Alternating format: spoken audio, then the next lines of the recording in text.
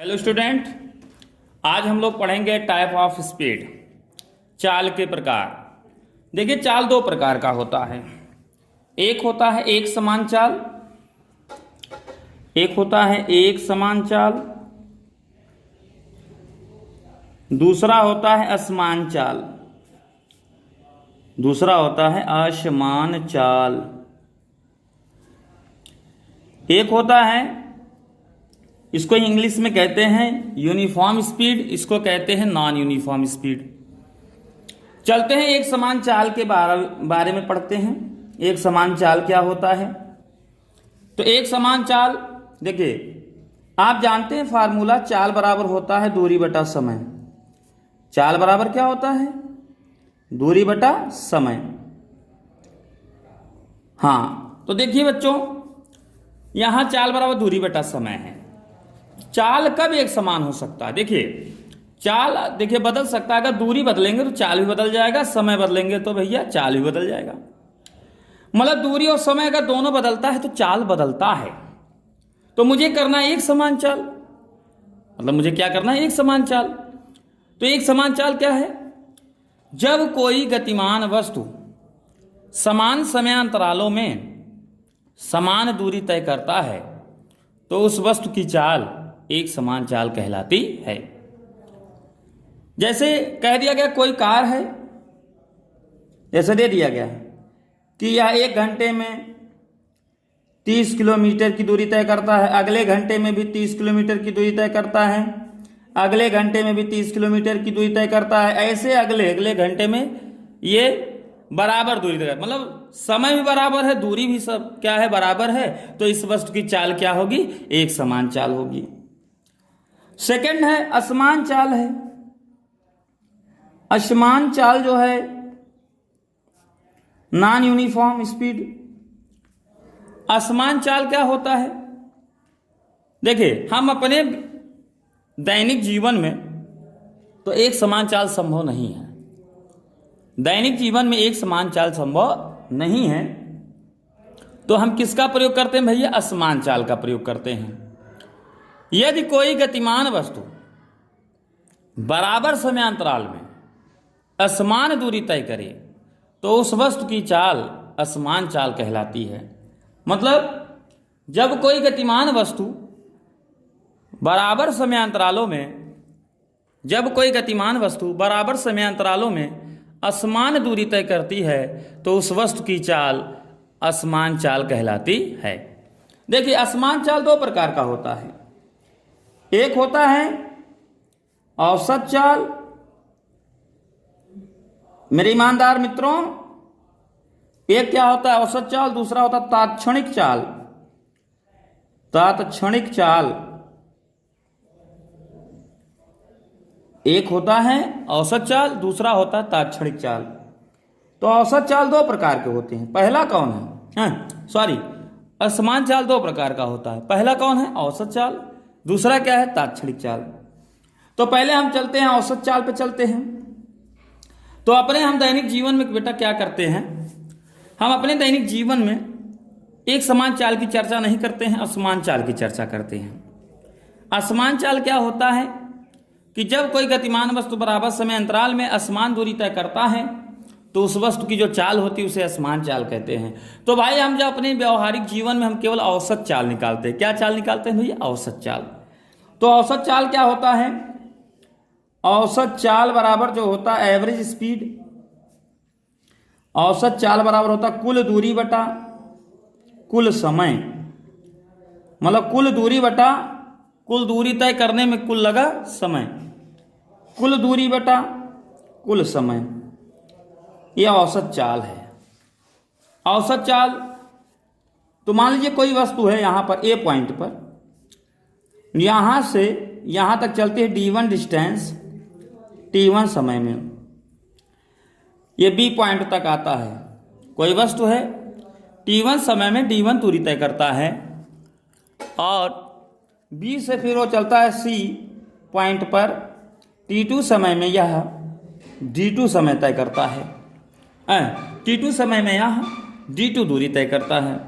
कोई वस्तु है ए से चलना प्रारंभ करता है, बी तक चलता है, T1 समय में D1 दूरी तय करता है, बी से सी तक जाता है तो T2 समय में यह D2 दूरी तय करता है। तो मैंने पूछा औसत चाल बताइए, तो औसत चाल बराबर मेरे मित्रों होगा कुल दूरी। कुल दूरी कितना है, यहां से यहां तक D1 है और यहां से यहां तक क्या है, D2 है। तो D1 प्लस D2 अपान कुल समय बेटा कितना है, T1 प्लस क्या है, T2 है। तो देखिए इसके कुछ रूप बनते हैं। तो देखिए चाल बराबर क्या होता है, बी नोट एट हम जानते हैं। चाल बराबर होता है दूरी बटा समय, चाल बराबर दूरी बटा समय। और भैया समय बराबर निकाल लो, समय बराबर यहां से क्या आ जाएगा, इस समय यहां जाएगा, चाल इधर आएगा, तो समय बराबर हो जाएगा दूरी बटा चाल। तो देखिए तो अगर हम यहां समय T1 लिखते हैं तो दूरी D1 होगा और चाल V1 होगा।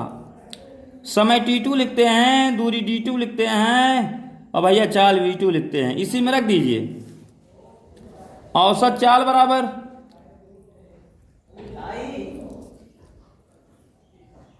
औसत चाल बराबर भैया रखिए D1 plus D2 upon T1 की वैल्यू कितना बेटा, D1 बाई V1 और भैया T2 का D2 by V2। Cross multiply कर लीजिए, यहां देखते रहिए इस पर, तो क्या आ जाए, क्रॉस मल्टीप्लाई करेंगे तो औसत चाल बराबर मेरे मित्रों क्या लिखेंगे, औसत चाल बराबर देखिए क्रॉस मल्टीप्लाई करा लीजिए, इसका गुणा इसमें होगा, इसका गुणा इसमें होगा, इसका गुणा इसमें होगा। तो क्या लिखेंगे, D1 प्लस D2 अपॉन लिखेंगे D1 V2 plus D2 V1 और अपॉन क्या हो जाएगा बेटा, V1 V2 पलट जाएगा, V1 V2 ऊपर जाएगा तो क्या होगा, औसत चाल बराबर हो जाएगा D1 प्लस D2 और ब्रैकेट में V1 V2 देखिए ब्रैकेट में D1 plus D2 multiply V1 V2 upon D1 V2 plus D2 V1। मेरे मित्रों ध्यान दीजिए, यदि यहां केस लगा दिया जाए, यदि D1 बराबर D2 बराबर D हो तो क्या लिख सकते हैं, औसत चाल बराबर हो जाएगा D1 के स्थान पे D है, D2 के स्थान पे भी क्या है, D है, अपॉन D यहां देखिए V1 V2 था, V1 V2 लिख देते हैं, अपॉन देखिए D1 के स्थान पे D, V2 plus D V1। अच्छा बेटा D कितना हो जाएगा, 2D हो जाएगा। औसत चाल बराबर हो जाएगा D 2D V1 V2 D common ले लीजिए, देखिए D इसमें भी D कॉमन हो जाएगा, क्या बचेगा V1 प्लस V2, तो D से D क्या हो गया, कैंसिल। औसत चाल बराबर हो जाएगा 2V1 V2 upon V1 plus V2। ये मेरे पास एक फार्मूला आया, बहुत ही अच्छा फार्मूला है। देखिए इस पे कैसे सवाल लगता है मेरे भैया, ध्यान दीजिए। कोई वस्तु है, कह रहा है कोई मान ली ट्रेन है, ये कोई ट्रेन है, ये अकबरपुर से लखनऊ चलती है। कहाँ चलती बेटा, लखनऊ। अकबरपुर से लखनऊ चलता है कितने किलोमीटर प्रति घंटा की चाल से चलता है बेटा, ये 40 किलोमीटर प्रति घंटा की चाल से। कह रहा अकबरपुर से लखनऊ तक जाती है कितने, 40 किलोमीटर प्रति घंटा की चाल से, फिर लखनऊ से अकबरपुर लौट कर आती है, कह रहा है 60 किलोमीटर प्रति घंटा की चाल से। तो बताइए चाल बदल गया कि नहीं, हाँ जी बदल गया। पहले कितना था 40, अब कितना हो गया लौटते समय 60, लेकिन दूरी क्या बेटा समान, तो दूरी समान होगा तो औसत चाल हम लोग निकालेंगे। तो औसत चाल बराबर क्या होगा, औसत चाल बराबर मेरे मित्रों लगाएंगे formula 2v1v2 upon v1 plus v2। v1 का मान क्या है 60 है, v1 का मान देखो 40 है, v2 का मान 60 है, v1 40 v2 क्या है 60, गुणा करा दीजिए, 2 चौक 8 और 8 छक 48 हो गया बेटा 48 और 1 1 ये 2 जीरो हो गया, और 60 और 40 कितना हो गया 100 हो गया, डबल जीरो कैंसिल, आ गया 48 किलोमीटर प्रति घंटा। ये मुझे समझ में आ गया। तो बच्चों चाल कितने प्रकार के होते हैं? 2 प्रकार के, एक होता है एक समान चाल, दूसरा होता है असमान चाल। असमान चाल कितने प्रकार के होते हैं? 2 प्रकार के, एक औसत चाल, दूसरा तात्क्षणिक चाल। औसत चाल बराबर आप जानते हैं कुल दूरी बटा कुल समय। आपने एक फार्मूला डेरिवेट भी किया, ये आ गया, सवाल भी इस पे हमने लगाया। चलते हैं नेक्स्ट पॉइंट पर। नेक्स्ट पॉइंट क्या है? तात्क्षणिक चाल। तात्क्षणिक चाल क्या होता है? देखिए हम जैसे कहा गया स्पीडोमीटर, एक क्वेश्चन बनता है स्पीडोमीटर द्वारा क्या नापा जाता है? स्पीडोमीटर द्वारा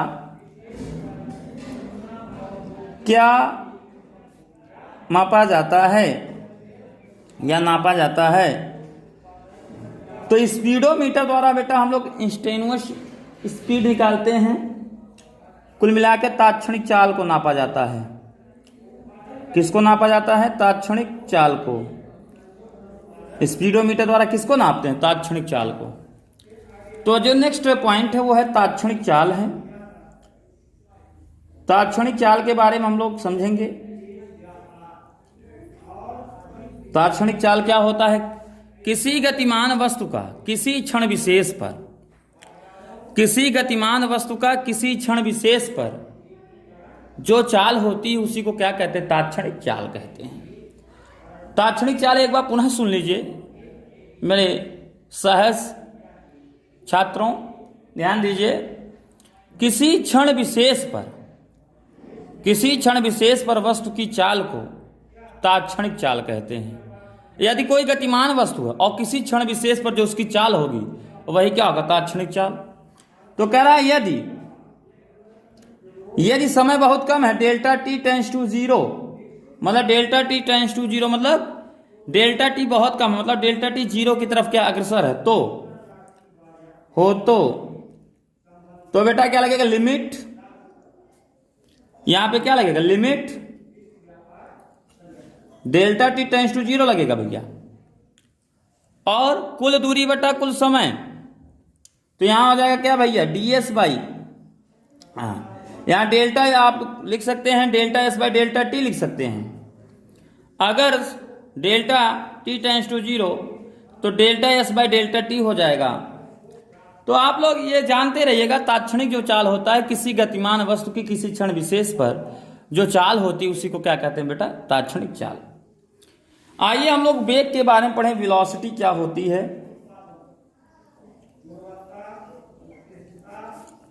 वेग के बारे में, हाँ एक बात और, ओडोमीटर द्वारा क्या नापा जाता है?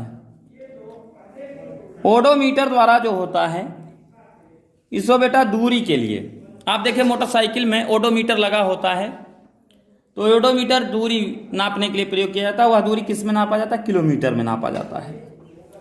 तो ओडोमीटर का मतलब हो गया ओडोमीटर, इसमें डी है डिस्टेंस को नापने के लिए। आइए वेलोसिटी क्या होता है? वेग। वेग बराबर होता है विस्थापन बटे समयांतराल, विस्थापन बटे समयांतराल। वेग बराबर क्या होता है? विस्थापन बटे समयांतराल होता है। बहुत आसान है बेटा, ये फार्मूला आप देख रहे हैं, वेग बराबर विस्थापन बटे समयांतराल। तो किसी गतिमान वस्तु द्वारा एकांक समय में तय किए गए विस्थापन को ही, किसी गतिमान वस्तु द्वारा एकांक समय में तय किए गए विस्थापन को ही उस वस्तु का वेग कहते हैं। किसी गतिमान वस्तु द्वारा एकांक समय में तय किए गए विस्थापन को उस वस्तु का क्या कहते हैं? वेग कहते हैं। वेग का मात्रक क्या होता है? वेग का मात्रक देखिए, विस्थापन दूरी है, विस्थापन का मात्रक मीटर, समय अंतराल का मात्रक क्या होगा, सेकंड, मीटर प्रति सेकंड।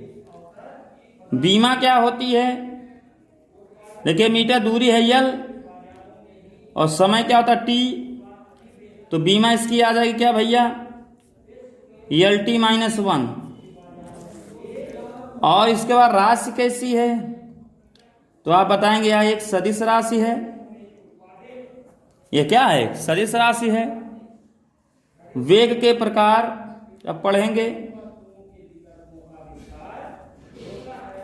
वेग दो प्रकार का होता है, एक होता है एक समान वेग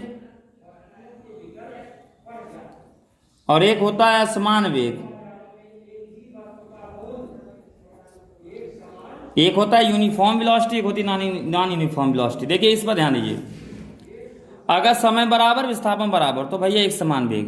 यदि कोई गतिमान वस्तु बराबर समय अंतराल में बराबर विस्थापित होता है तो उस वस्तु का वेग एक समान वेग कहलाता है। यदि कोई गतिमान वस्तु बराबर समय अंतराल में असमान विस्थापित होता है तो उस वस्तु का वेग एक असमान वेग होता है। असमान वेग भी दो प्रकार का होता है, एक होता है औसत वेग और एक होता है तात्क्षणिक वेग।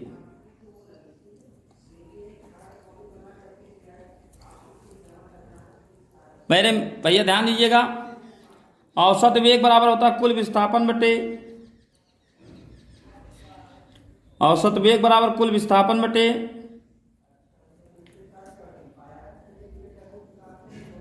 बटा कुल समय। मतलब किसी गतिमान वस्तु द्वारा कुल विस्थापन या किसी गतिमान वस्तु द्वारा तय किया गया कुल विस्थापन और उस विस्थापन को तय करने में लगा कुल समय के अनुपात को उस वस्तु का क्या कहते हैं, औसत वेग कहते हैं। तात्क्षणिक वेग क्या होता है, किसी क्षण विशेष पर वस्तु का वेग ही उस वस्तु का तात्क्षणिक वेग कहलाता है। किसी गतिमान वस्तु का क्षण विशेष पर वेग वस्तु का तात्क्षणिक वेग कहलाता है। यहां देखिए इस फार्मूले पे लिखे थे, यदि डेल्टा टी टेंड्स टू 0 हो तो limit delta T tends to delta S by delta T बराबर हो जाएगा ds बाई dt। तात्क्षणिक वेग भी हमको मालूम हो गया। अब चलते हैं, चाल और वेग में अंतर जानते हैं। चाल और वेग में अंतर, चाल और वेग में अंतर क्या होगा, एक तरफ चाल बनाएंगे एक तरफ वेग बनाएंगे। चाल क्या होगा, चाल कैसी राशि अदिश, वेग कैसी राशि है सदिश। और चाल अदिश राशि, वेग क्या है सदिश है। ये भैया दूरी सदैव धनात्मक, चाल भी क्या होगा धनात्मक, वेग ऋणात्मक, धनात्मक, शून्य कुछ भी हो सकता है। और चाल की परिभाषा एकांक समय में तय की गई दूरी को चाल कहते हैं और एकांक समय में तय किए गए विस्थापन को वेग कहते हैं। आज के लिए बेटा इतना ही बस।